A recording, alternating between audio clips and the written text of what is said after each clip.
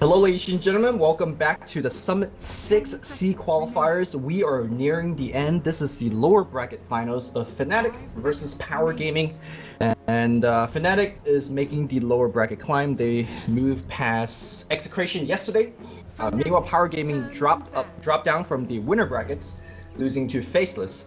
This is going to be a best of three. I am Luminous, and you guys are joining me for this amazing best of three. And also that's joining me is Tsunami. How are you doing today, Neil? I'm doing great. How are you doing? It's good. It's good. I lost my Battle Cup match. It was fantastic. I mean, the emojis, that's just that's what really hurts me the most. It's winning is just a minor thing, but it's the prizes that really cut me deep. I mean, you don't get the BC Frog? Yeah, Or, that's critical for All Talk. The All Talk meta has changed substantially ever since Battle Cup was introduced. Yeah. Now, if you don't have the BC Frog, you might as well just not talk at all. Especially with you watch True Sight live or no? I did not see it live. I caught it YouTube. Okay, yeah. So Twitch chat was basically emulated very carefully with BC Frog. So all things considered, I think that was the most important reward for Battle Cup, and I'm seeing that with Fnatic, it's not often that I get to make calls about team psychology. Usually it's just the draft analysis and stuff like that, but what are you thinking about how that whole subtitle thing went for Fnatic's little storyline? Well, before that thing went live, they were sent to the lower bracket. Once that thing went live, they haven't been eliminated yet. So, Ooh. psychology helped? Question Okay. mark? Yeah. Mushi yesterday has some good performances, has some bad performances. Just not 9K player. But hopefully he will do well today. Yeah, I hope so too. I hope to see. I mean, I'm not too familiar with Power Gaming as a organization, but I recognize a few of them. Well, actually, the only name I really recognize is DDZ. What do you know about these other players on Power Gaming? Well, let me give you a quick rundown for the viewers at home that also may not be familiar with them. I think they're notoriously most famous for the scandal that they had, I think 1 to 2 years back, or maybe even a little bit longer. So now they are not able to participate in any Valve events. So no majors, no TI. But they definitely can play in other events, including the Summit 6. And I think they have a lot to prove. I mean, these are the only players that are banned in the Valve event, so they're kind of forced to play with each other because no one will want to make a team with them. So for better for worse, they are sticking with each other, and they have been getting results. So meanwhile, draft is on the way. Yeah, making your way this far through this tournament definitely means quite a bit, but the next two teams that Power Gaming has to face Fnatic in this series, and then the next series is going to be the team Faceless, correct? Yes.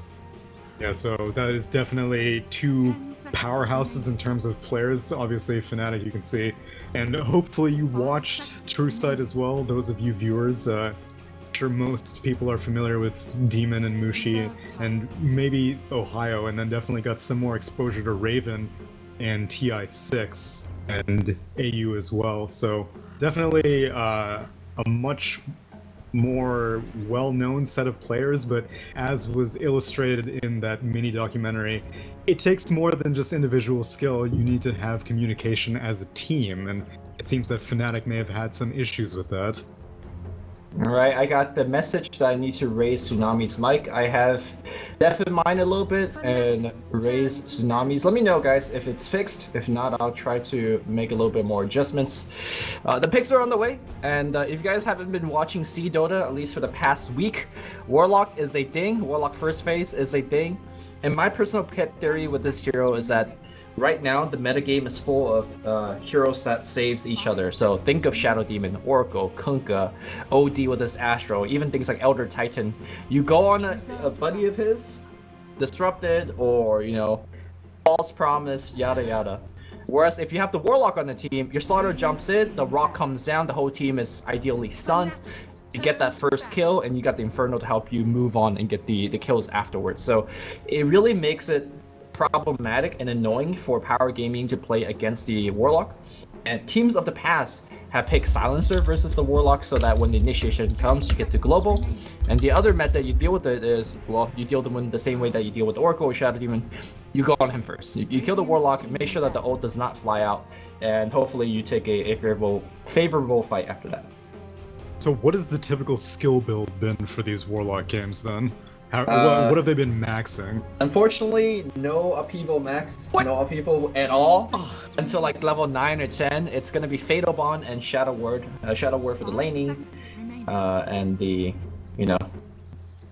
That's not what I wanted to hear at all, because I saw Warlock show up occasionally at TI6 from Southeast Asian teams, and it was never leveling upheaval, and I don't really understand the justification, because I know typically upheaval has been slept on a lot, but like with the Slardar, I think it's amazing. With most lane enemies, I think it's great. Juggernaut may be a bit of an exception, so this game I'll let it slide, but one of these days people are going to look back at upheaval and it's going to be like a mana leak level of revelations where people are like, how are we skipping this spell in the laning phase for so long? That's just my opinion. I got a couple of theory on that. Because Warlock is so cooldown dependent with his ultimate, you want him to be somewhat useful outside of the fight, which you may be saying isn't Upheaval a great AoE pseudo disable because the slow is so massive, you could cast it from such a long range.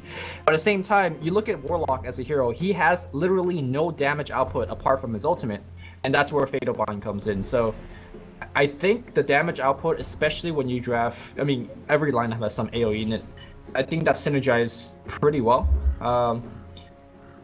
That's my guess on why Fatal Bond's more preferred. Ooh, I think we're gonna see a support PA here. No, why do you say that? Because they ran it yesterday. Even post 6.88 nerf, because everyone told me, you know, oh, the nerf was just a nerf support PA. All she really needed was a nerf on dagger range. And you're telling me this was run last game? Yeah, it was, and I spent the whole cast ragging on it. It was terrible.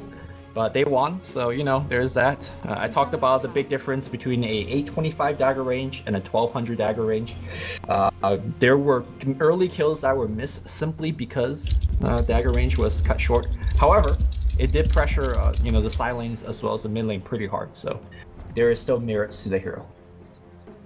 Okay, fine. I can see, I thought whenever I saw it initially, I don't remember which team ran it that kind of broke ground with it, but I saw the power, and I was also skeptical that the 6.88E nerf, or 6.88E nerf would really impact it that dramatically, because most of the time whenever she was tossing daggers, it was basically like ranged auto attack range anyway. It wasn't like 1200 all the time, because she would often follow up with her blink strike and be able to put some blightstone, orb of venom, that kind of stuff. And while the dagger is great at applying all that, you need to keep that debuff on the enemy, and so I still think it's strong. I'm skeptical though, especially against enemies like Juggernaut and Shadow Demon, but I can kind of see where they're going. Alright, Leicester is going to be the pick here. I mean, they could do a complete 180 and go for the mid PA. I guess that's the power of this pick. You don't know if it's mid, support, or safe lane. So, with the Leicester pick, I expect this PA to be going into a support position, because you want a better initiation that's not PA. Something like a Quap, like a Storm, or things of that nature. And by the way, I will give money to see a Mushi Quap. We have not seen it for years, and he used to be super dominant on this hero. Yeah, I've kind of fallen out of love, especially this patch with Queen of Pain in general, and it seems that most teams have. But since Mushi it's such a signature for hero for him, I wouldn't mind seeing it either, especially again what Power Gaming have so far. All right, let me quickly talk about the players and the roles for Power Gaming, if you guys are not too familiar with them. We got DDZ, the mid player, although they do switch lanes from time to time. Lance, your carry player for the team, very, very stable, and when he's not stable, that means he's going too ham and too hard, but he generally makes it work. We got Mozen, the roaming support, generally the playmaker for the team, at least for the first 10 to 15 minutes, so I'm looking for big things from him. We got JYC playing most likely the hard support Shadow Demon, and then last but not least, we got MTR, the offlaner. So my question is the Sand King going to be the offlane here, or is the Axe going to be the offlane and the other hero being the support? Which one do you prefer? In this comp, I kind of prefer Sand King in the offlane. I think Axe is able to get more out of the jungle early on than a Sand King. And Lifestealer, well, actually, pretty much most of Dire's heroes in general can't deal well with Caustic Spin. And Lifestealer against Axe, I prefer Lifestealer against most other melee cores, I guess. Axe is good against many melee cores, but Lifestealer is the best because he has so much HP naturally that Lifestealer gains a lot of HP from Harass.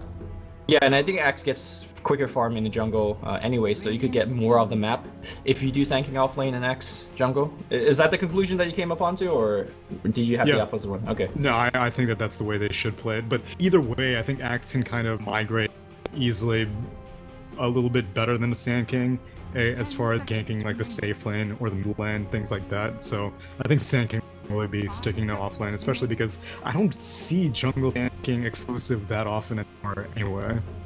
Well, I think it's actually people haven't tried it as much. The teams that do still like stack and do Sand King Sandstorm jungle, I mean, the power of that is you can still get like an aiming the blink dagger, which if the blink is all you care about, you get it much quicker than offlane Sand King, because offlane Sand King generally goes for the boots, you upgrade the boots, sometimes people make a pit stop at, you know, getting a magic wand or whatever.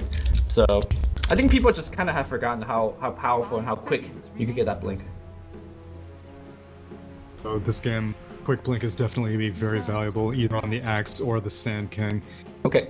And last pick, it's going to be Luna, Power Gaming. We're going to see a Jug mid, Luna safe lane. Shadow Demon combo, pretty standard stuff. I think that's going to give Lifestealer some issues here coming into the late game, but I expect Fnatic to really take control of this this mid game. You know, Mushi also plays Shadow Fiend. They got some minus armor synergy going on right now. Yeah, I can see that. I can see definitely a support PA synergizing better with something like a Shadow Fiend for sure than something like a Quap, especially against a Jug mid. Yep. Again, the assumption is still PA support, but could change. This is an extremely greedy lineup if it's not a PA support. Well, I mean, I guess PA support could also be interpreted as greedy for other reasons, but I wouldn't say that Power Gaming is going to fall too far behind. Okay. Maybe it is. Yep, it is a TA support. Is this a Mushi Timber mid? Is that the question? Guessing. Yeah. A lot of strength melees, which explains this pick quite a bit. And in the mid lane, you're definitely going to have a much better start. As of late, I've seen Timber just getting absolutely wrecked in the off lane, so hopefully he does not start there. Raven, your carry player, will select Lifestealer, so no surprise there. I'm expecting Demon to pick up Warlock, Ohio on Slaughter, AU, the roaming support player, on Phantom Assassin. So yes, once again, we will see it. We're going to see that Blightstone opening, that clarity, that Orb of Venom. Let's go. I haven't seen it after 6.88e, so I'm curious to see how viable it really is, because I think not only was the balance patch to nerf it, but teams are more aware. Teams like Power Gaming definitely saw this one coming, which is why I think Axe, and I think Luna as well is relatively good, because Luna, high move speed, can kind of deal with the dagger slow, especially if she can see PA walking into her lane, so I'm curious to see how it works out. Yep, and the other thing that I guess both of us are wrong on is the Sand King as well as Axe position, right? Sand King is now playing the support role.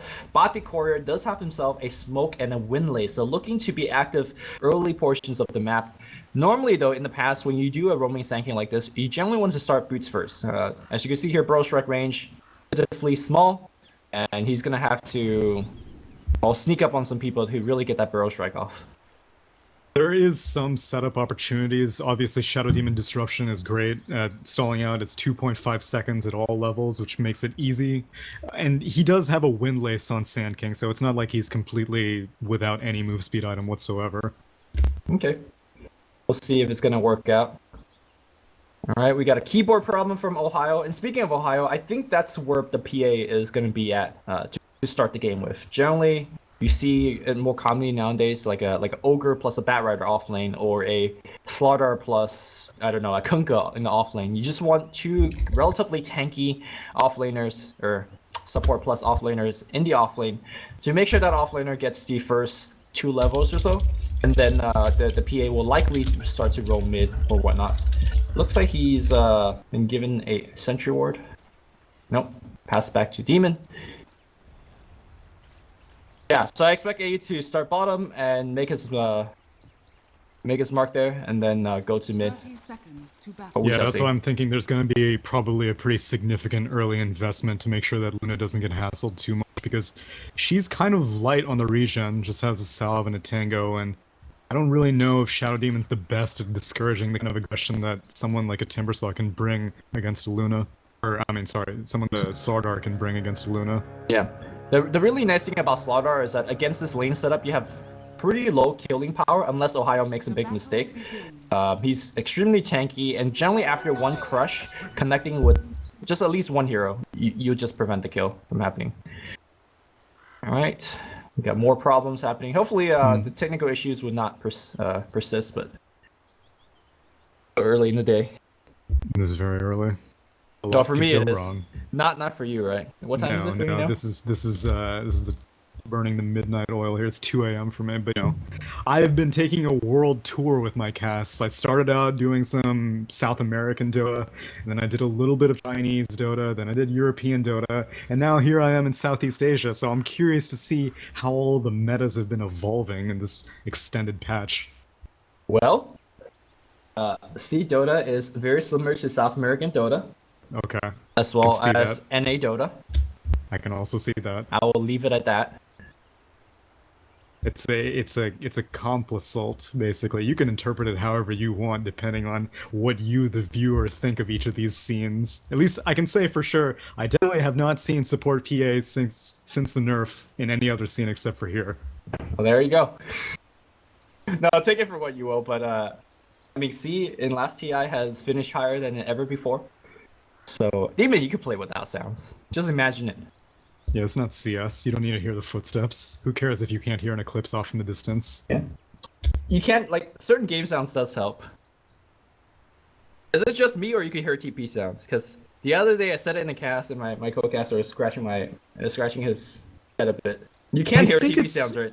You can, but it's one of those things that it's a fog issue. It's like you're not supposed to be hearing them, but like if you got vision for a split second, then you can hear the full TP. There have definitely been times where I'm like, I'm pretty sure someone's TPing to this tower. I have no vision of it whatsoever, but you just gotta trust me on this. So we don't even know if it's spider sense or if I'm just going crazy? Is that what you're telling me? Gift. It's Okay. a blessing and a curse. I'm just gonna call myself a savant and be done with it. What other important sound do you need in this game? This game for Demon, so the first one I would have said is Eclipse, because a lot of times it'll just turn to night and you're like, I don't know what that means, but if you hear pa-thunk, pa-thunk, pa-thunk off in the distance, then you know not to walk in the vicinity. I think the meow from the healing ward, it's almost pay to lose to an extent, because man, as soon as I hear that meow, I'm like, where's that goddamn healing ward? Whereas whenever I just hear the little whoosh, it doesn't really signal to me anything, but if I hear that meow, oh man, heads are gonna roll. Yeah, there are things like Windwalk, especially with Shadowblade, that Oh yeah, that's true, yeah. you're gonna hear it in the distance. Blink daggers from Sure. Axe, Sand King, that'll be important. Yeah, or- Oh, Shadow Demon, Shadow Poison, that's a good one.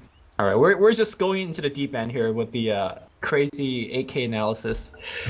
And I say 8K because we're not as good as Twitch chat, who's probably giving us 20 more sounds that we're missing out here.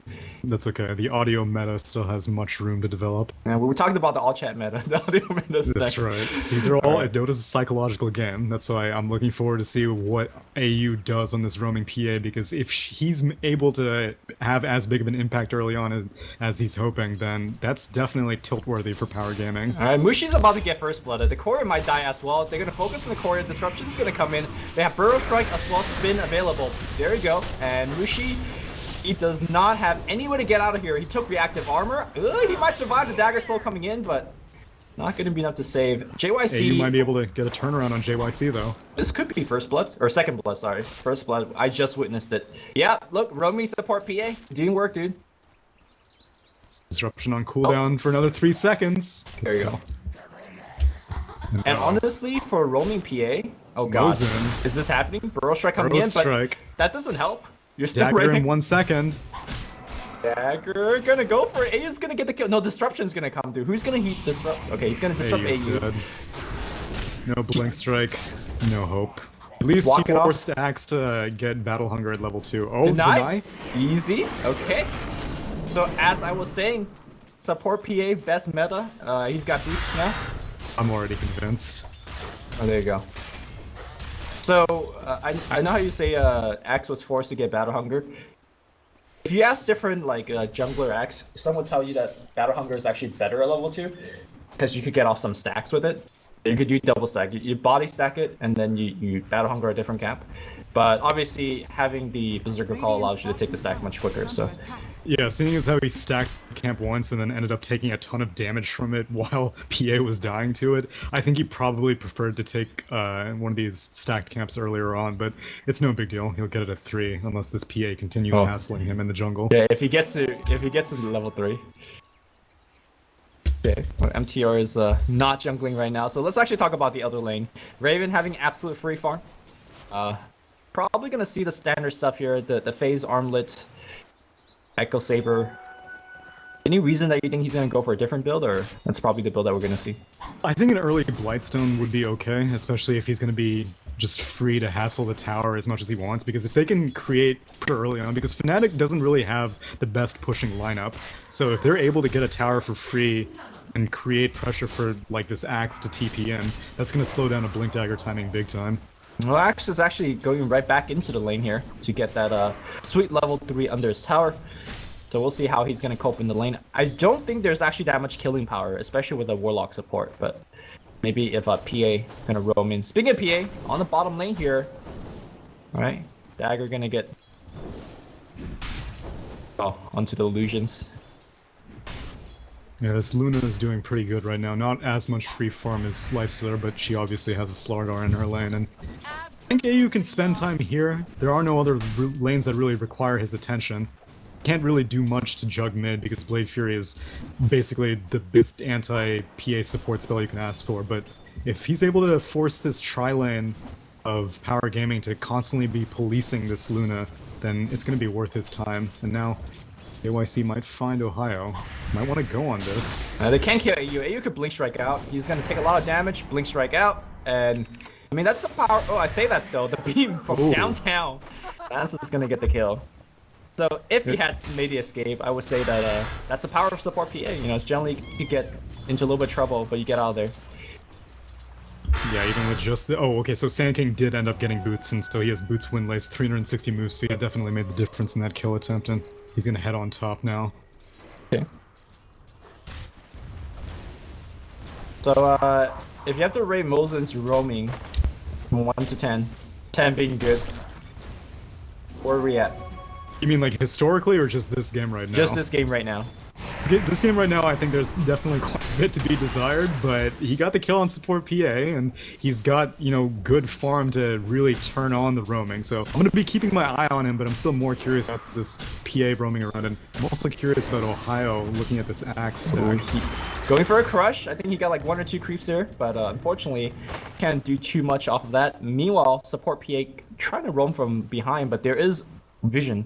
In fact, who dropped the ward first? Yeah, both teams put the ward like almost immediately after each other. The Dire ward is a little bit fresher, so Radiant does know, but I don't think Mosen's gonna do anything, especially if he's getting gone in on like this on this Lifestealer. Dagger comes in, Mosen goes for the Burrow Strike, but he's gonna die.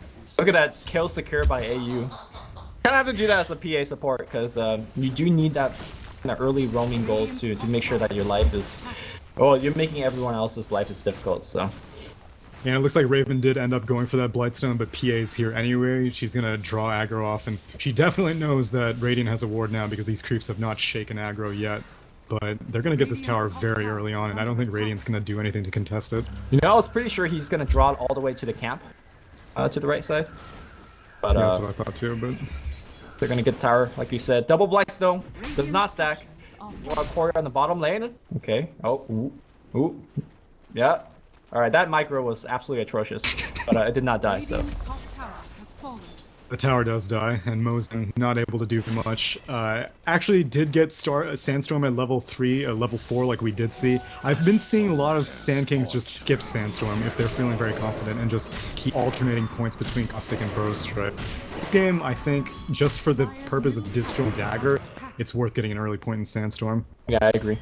I think the people that just get the alternating points, like you said, is just missing out on that extra survivability that you gain just from that 1 point in investment.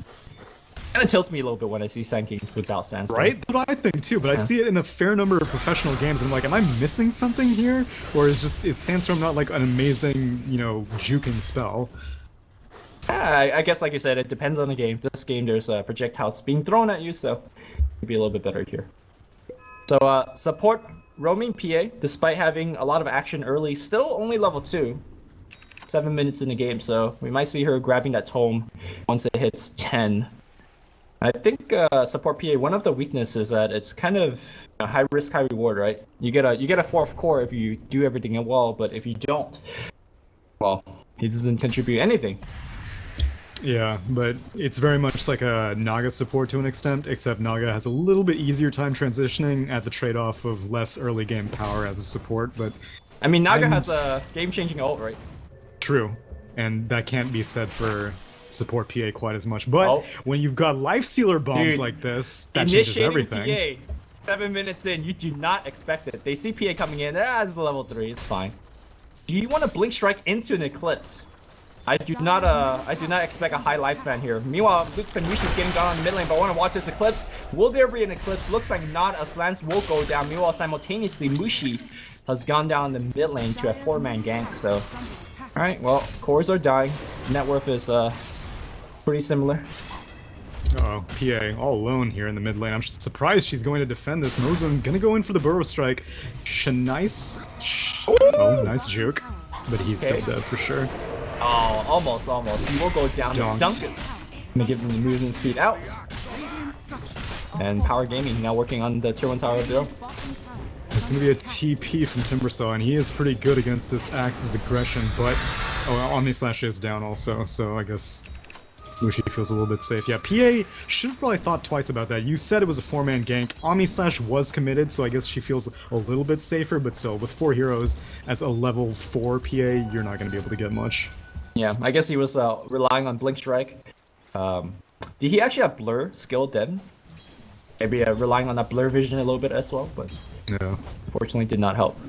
No, it was a really... I like the debut of the Nyx Bomb on PA. I actually did not process that in the draft, but that's a great synergy, and you only get to show it once, and they've revealed the whole combination, so now if they don't see Lifestealer on the map, Power Gaming is going to be a little bit more cautious, and seems like they're going for round 2 here in the dire Radiant jungle right now. Yeah, they all walk past the Radiant Ward right here, so should be fairly aware of this movement, especially with Demon leaving the safe farm on the top lane. Now they're gonna smoke. I believe that was under Radiant Vision. Yeah, they get immediately ping out. The question is, what can you do against this? Scan goes at the tier 1 tower. The Fnatic knows that there are some heroes nearby. Oh, he's gonna walk into it. Wraparound has been revealed. Okay. And it looks like the Radiant is gonna just dodge up by going all the way up top. Leave Slardar to farm alone by himself. I don't know if Luna feels safe going back to the bot lane to farm, but right now seems like they're just all grouped up near their ancients on the Radiant team. And the problem with this is that normally when you make a rotation like this, you scare the enemy team away, you get to like push for a tier 1 tower. But like you said, this Fnatic lineup is actually pretty bad at pushing. But I'm not sure how much they're gonna get out of this. At least they got level 6 on Slardar. It was a bit of wasted time for this Lifestealer not farming, but I guess they're going to be able to get this tower because Power Gaming is not interested in contesting it. Would you say that the Fnatic lineup is actually pretty one-dimensional? It feels like they have to win this game through fights. They can't really go for a late game. They can't really push. I guess they could go for Roche. Unlike most other fighting comps, this one scales a little bit more effectively into the late game because of PA. Like most of the time, what you see with this level of pressure is something like a Nyx Assassin in the place of a PA, where he's serving as the vehicle for Nyx. after a few minutes, after maybe like 30 minutes, Nyx Assassin just really isn't that good because you spend so much of your time roaming, Lifestealer's getting most of the kills. But with a support PA, I think it's okay, even if they're not able to get all the fights that they want early on, and especially if they're going to be able to take this Roche at 11 minutes like this. Yeah. Well, game is paused for third time here. AU's tanking up, got that evasion, 20%. And got Definitely the best tanking target, right? 20%? How much armor does he have? Scoffing. 5 armor, okay. 5. The Lifestealer doesn't have more armor, but he gets bashed. Think of all the lost DPS. I like how we're just sitting here mapping it out as nobody actually cares. It's not often that I get to crunch the numbers on this whole thing. I mean, because you gotta be all like, oh, you know, Roche has also got that crush. Maybe he can be weaving in and out. He's losing raindrop charges on this Slardar. You see that? He only has 1 raindrop left. He should be actually dropping the raindrop. Oh, no, he dropped the boots. He should drop the raindrop. I've actually thought about that many times, and it makes a difference. I love raindrops. You know, like, whenever I'm down to a last raindrop charge, I see a laser, or I see a rocket coming from Tinker. I'd be dropping that raindrop quick. Assuming you're not gonna die, right? Yeah, obviously. But okay. People kind of forget, and especially when I'm playing Shadow Demon, I see a guy with raindrop, I'm like, dude, you eating shadow poisons? Oh yeah, so how'd you feel about the nerf in 6.8 AE then? Yeah, it sucks. Yeah, that's what I thought. You freaking Shadow Demon stammers like you deserved it, because you were burning off way too many of my raindrops. Way too easy. You know, it was disgusting. I was spamming Shadow Demon, and then thanks to Dota 2 statistic built into the game, I was like, huh, let me check how many, you know, what's my win rate on the Shadow Demon. I checked, I have a 30% win rate, and since then I've never touched the hero again. So, you know. You know, sometimes it's okay to have fun this game. I have fun when I win. Oh, okay. That's why I don't play Shadow Demon anymore. Oh, okay. People lie too much on your cores, and they suck. That's literally every single player in this game thinks that. No? No, you're alone. You're the lone damage what's support that? who's just like... What's that, Coogan-Duger effect? Dunning-Kruger, yes. Yeah, close enough. At least you're aware of it. Did you? I read am the aware thread. of it. I read yeah, the. I am. I'm Go not ahead. part of it, but you know, I'm aware of it. There was a Dota 2 dev days or Steam dev days or whatever, where apparently a Dota 2 psychologist is what the Reddit thread called them. Somehow I'm skeptical that Valve has hired a psychologist to be on staff. The Economist thing made sense to me, because they're making money hand over fist on this game, but the psychology thing I'm not too sure about, but they said that, you know, a lot of players, they aren't even aware of the Dunning-Kruger phenomenon, syndrome, whatever it is. So even if you are knowing that, like, maybe I do think I'm better than everyone, but I'm sure everyone else thinks that, at least that's half the battle. You know, I believe they hire psychologists, because, like, isn't consuming psychology is, like, a big part of economics? That's true. I remember studying a course of that, but they're doing more like I don't know. Alright, let's not talk about that anymore. As we got Power Gaming takes the tier 1 to the Roshan of Dire. Kind of a classic trade that you see a lot of times here in Dota 2.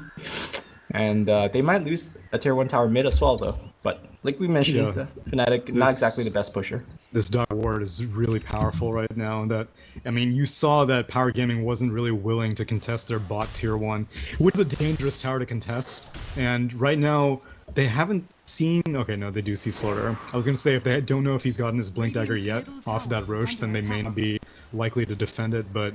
Seems that just 3, Mushi, Raven, and AU might be able to defend this. TP coming in from Sand King. Axe just played up the link, so this could be big.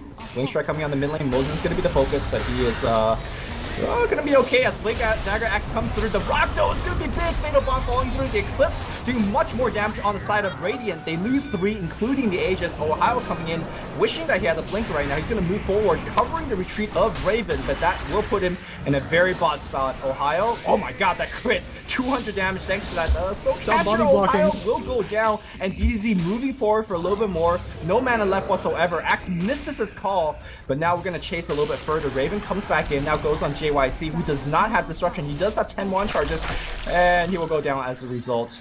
Surprised to see that Power Gaming chasing forward so deeply, especially after missing the taunt.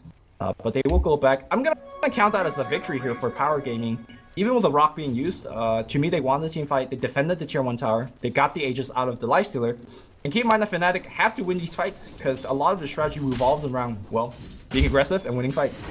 Yeah, that was a massive win for Power Gaming. All the Rock really did was give Axe more opportunities to counter Helix, and he has it maxed now, along with his max Berserker's Call, so he was taking no damage whatsoever in that fight. I think that was the Blink Dagger reveal for Axe, and so you can be sure that Fnatic are not going to be grouping up like that anymore if they can avoid it. They do have a lot of melee cores, like we said early on, but this Axe was a total linchpin in that fight, and Warlock just wasn't able to do very much with this golem. It died like almost instantly. Yep, and Warlock will do even less as his ultimate's on cooldown. That is the one big weakness of this Warlock, and I think that's why we do see Fatal Bomb being taken over. I'm not sure exactly how much Upheaval would have done in that fight. Probably very little, because there's an Axe in this game giving everybody movement speed with the dunk.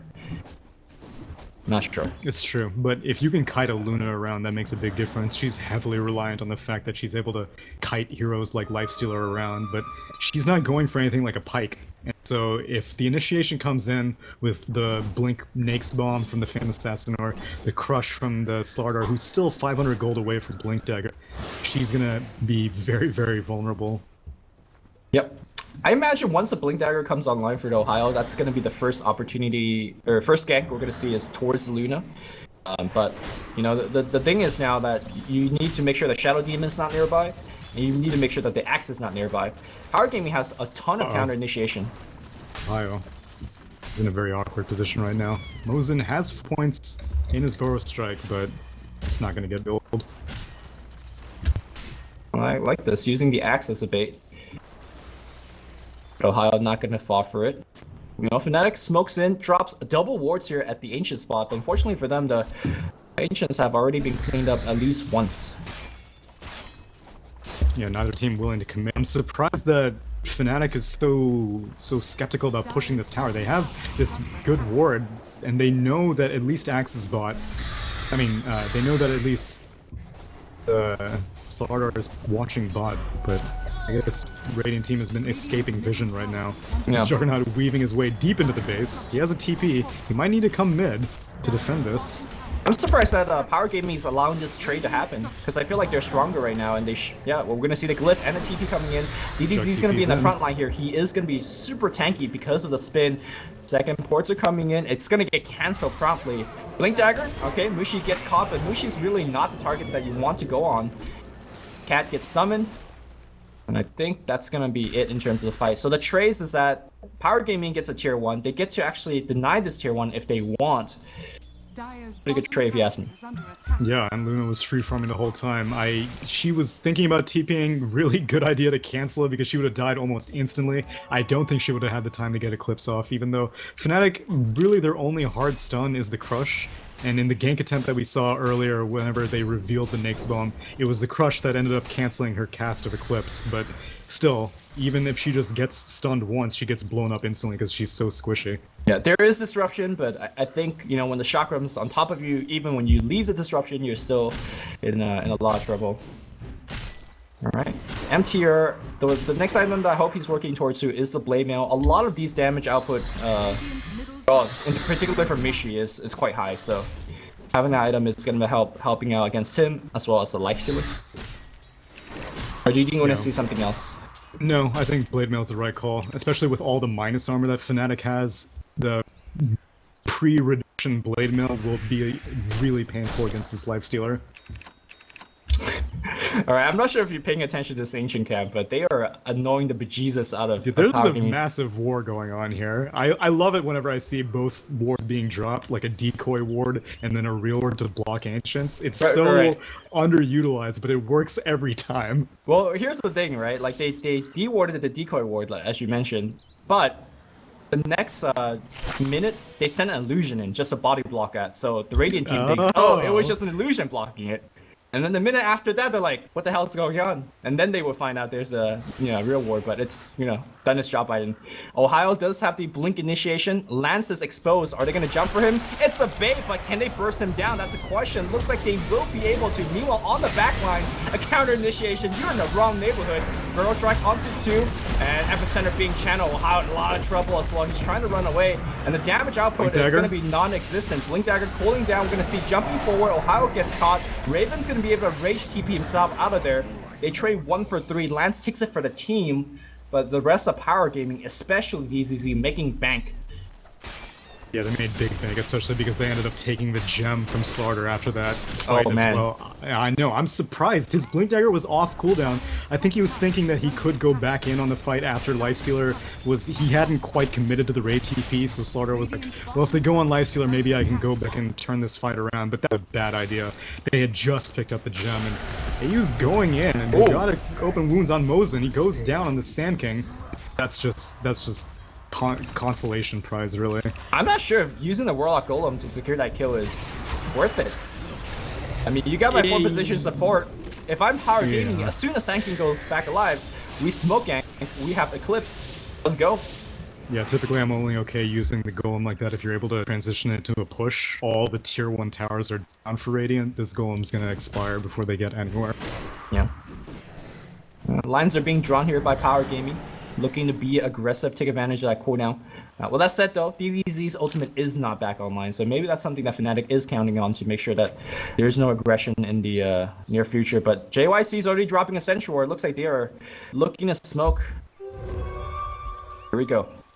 They have relatively good vision right now. This one ward that Radiant has might catch some movement coming in from Ohio on the start, but he's going to need to be very careful. He's actually going up on the high ground on DDZ with an Invis Rune, and he's got Omni Slash in 5 seconds. Okay, DDZ's going to swing around the tower, bringing us surprise backstab damage. They see PA. Ooh, Sentry gets dropped. Sentry Ward. That game sets. Are they going to jump him? It's going to be a tough kill. I don't know if it's a good idea, especially with disruption in the picture of things. Well, Jimmy's ultimate is slowly cooling down, but Power Gaming will now break the surprise and continue to push. With the loot in the front line, this tower is going to be going down fast. Radiant's top tower is under attack. Yeah, they're not going to be able to defend it. Like you said, had they had the rock, they might have decided to go in, but immediately, as soon as they saw Power Gaming Sand King die, I think the reason that they committed the rock is because Dire Team got their gem back. I think it was on the Sand King, and now Slardar has his gem back. Oh no, then I think that's completely worth it, right? Even though you lost the tier 2 tower, the gem makes it okay. And most now pings down the decoy ward. This ward blocked the camp for like 5 minutes, 6 minutes. Man, and it's the gambit to commit the observer also. They didn't go for the sentry, they went for the observer, but paid off. I don't think that this Lance is... He's been sitting on his Helm of the Dominator. He's had his Alpha Wolf quietly, patiently waiting next to the camp, but they have not been able to get any stacks. And with as much map control as Radiant has right now, that stack would make a big difference in Luna's income. Alright, so since we're on the topic of saying things that tilt me, in Dota 2, carries that just leave their creeps just at the camp until the support dewards the camp, that tilts me. Because you can stack another camp. Like, you don't have to stack the Ancient camp. Especially when you know it's dewarded or blocks, excuse me. What I need to learn is I need to learn the patrol pattern to just auto-stack for me. Once I can do that, then I'm okay. I'm okay with you kind of not having your creep doing useful stuff. But in this circumstance, that was not the case. Lance, gonna go in, gonna take finally a camp that's unblocked for the first time in like the past 7 minutes. Meanwhile, looks like the Warlock has cooldown here from Fnatic. And let's see what they're going to do with going it. in for a smoke. They don't really have very good vision. Their scan is down right now, so this is a very ballsy smoke. Is this their last smoke is the question. Yes, it is. And this is a very important one. Roshan will be spawning. In fact, it has already respawned. So if Power Gaming wins this fight, I think they have enough to take the Roshan afterwards. If they don't, then they won't have really a counterplay making opportunity, especially against this Fnatic team that can sneak Roshan very quickly. Know what's the biggest ball move right now for Fnatic? Go into the Roshan pit and take it. But they could go for a kill attempt though. They have just vision of the creeps. They don't have any idea where Radiant is right now. They're pinging out the general vicinity, but they don't see anyone farming mid, and they don't want to go up these stairs. They use the scan, so they spot out the Radiant is camping there, but what good is knowing if you have no vision? Okay, the illusion, they don't fall for that, as it does not break smoke. Ohio's gonna pop the sprint, he's moving forward. Ooh, smoke is over now. He's gonna get found here by Sand King. MTR looking for the jump, but looks like Blink Dagger got cancelled. He's gonna be the first one going down, so no counter initiation. The Eclipse though, however, doing a ton of damage on the backline. The Omni Slash right onto Raven. That's the target they really want to kill, and they got him. On the right side, Mushi trying to survive. Looks like he will be able to, but I'm gonna call that a Radiant victory as they got 2 cores. Buyback coming out from Ohio. They do not want to give away this Roshan. And in come they go. Okay, 2-man Burrow Strike lands in a lot of trouble, and they're gonna focus on JYC on the backline. AU gonna coast the gap. Lance, meanwhile, trying to man fight out of here. He does not have his ultimate anymore, but the beams are still pretty good. On the backline, MTR has fought back. He's going on Mushi, but Slaughter has cut down JYC. This is really a crazy fight. It looks like Mushi's still doing a ton of damage, but I think he's gonna get caught here. There you go, blink call, and I think he will be dead. The damage is too much. Dunk giving him a little bit more vision. Looks like they do not know where Ohio is. Crazy fight. That was a very important fight. 2 buybacks, one from the Slardar and one from the Axe. Both of them were very valuable. I'm surprised that both of them were able to get to the fight as quickly as they did, because it almost felt like they weren't missing for very long at all. Axe went down. Finally, it seemed that the Warlock Golem combined with all the other damage was too much, but all Axe needed to do was initiate, and he was able to do that successfully. Juggernaut came in, Omni Slash very cleanly just onto the Lifestealer, killed him off immediately, and now both teams are kind of at a net even, because the only ult that's missing is Demon's Warlock Golem on Dire team, and the one that's missing on Radiant is Luna's Eclipse, so they're both kind of in a similar spot. But I guess Fnatic, with their Dire map advantage, are feeling confident going into this Roche. Alright, I believe it's scouted here as the Radiant heroes are grouping up and picking out, and they're taking it fast, so Power Gaming needs to have a very quick response. Ooh, I like the urn here on Ohio, making sure that the Blink Dagger is not available. Mushi blocking the path a little bit. DD's gonna walk straight in, spins it up, and he's looking for the steal. He's gonna be able to get it. He gets the Aegis! He snatches the Aegis, and now MTR rejoined the fight. One dunk looking for Raven, the second dunk not necessary. Mega kill on DDZ, and even if he dies, he won't, because he Omni Slash Mushi. Get out of here. On the right side, looks like Ohio has finished down the Sand King, but on the left, Demon really in trouble. He will go down, giving another kill to MTR. Alright, that could have been the game-defining fight, and somebody dropped the bottle. Thank you very much. I'll take that as well. Alright, we're gonna be passing a Blink. Passing a TP. Easy Omni slashed himself onto the high ground to kill Timbersaw, and so he was kind of stuck up there. Thankfully, it was at the end of the fight, because all he needed to do was do that extremely confident Blade Fury into the pit to snatch that Aegis. It was actually a very good Shadow Poison by JYC that got vision of Roche in the pit, showed exactly how much HP he had left, and they were able to time it perfectly for DDZ to enter in. And MTR's initiation on this Axe has been so good. He's been doing so much damage with these Blade Mills and counter helixes that Fnatic, they're forced to clump up because of just the nature of their heroes. MTR is just taking advantage of it so heavily. Can I ask you an armchair dodo question? Alright, I'm listening. Alright, your Roshan is at 10% health. You see a Juggernaut spins in. Wouldn't it be the smarter choice to just like right-click the Juggernaut? You have a lot of Mindstorm on your team. Or is it more like, look, crazy stuff is happening. There's a Juggernaut coming in, let's just kill Roche ASAP and grab the Aegis.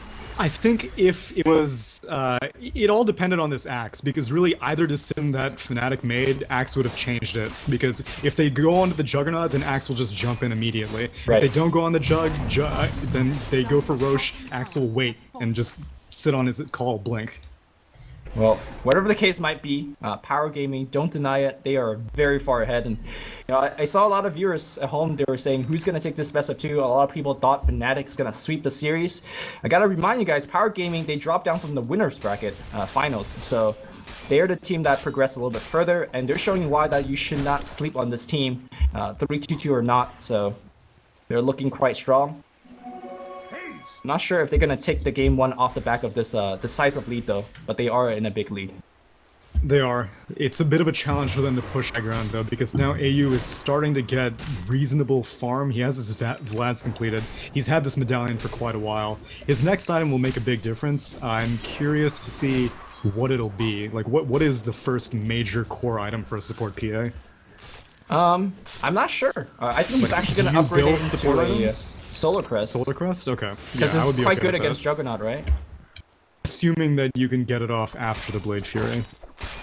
Well, and I mean, actually defensively, because Raven's just getting wrecked by these armor slashes, so you give him the armor, you give him the evasion, but I just don't think he has time, because, I mean, Power Gaming doesn't have the best push, but they still have Shadow Demon Luna, right? Like, you could siege very, you know, effectively, and then you get the healing ward, so... Right. Yeah, no, I think their push is actually reasonably strong, because Fnatic, all they have for anti-push is Chakram, and I guess Upheaval, but that's really it. None of their other heroes can commit, and Power Gaming recognize that they're going for high ground. They have this Aegis on Jug for quite a while still. Yep. Yeah, I heard the Infest. Now we're gonna see who are they gonna jump. JYC is probably gonna be the target, but they have so much save.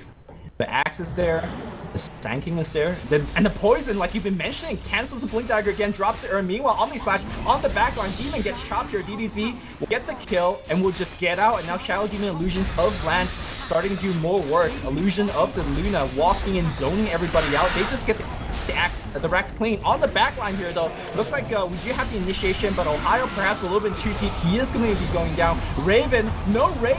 He is going to be going down to the Luna as well. And with that, I think they continue their push. Oh no, Power Gaming looking strong and looking like they're going to take game one.